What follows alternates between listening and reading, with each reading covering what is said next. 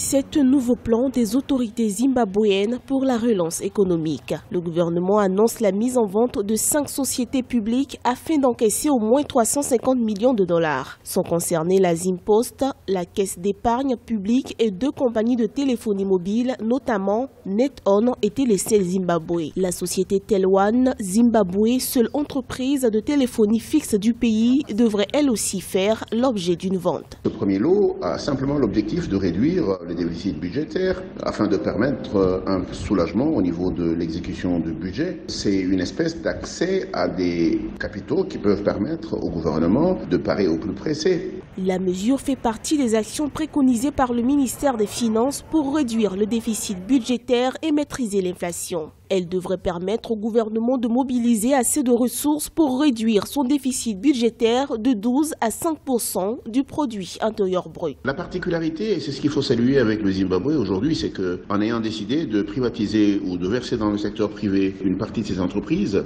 le Zimbabwe veut le faire en faisant des appels d'offres internationaux, ce que beaucoup de pays africains ne font pas, et ça, il faut le mettre au crédit du président et de son gouvernement.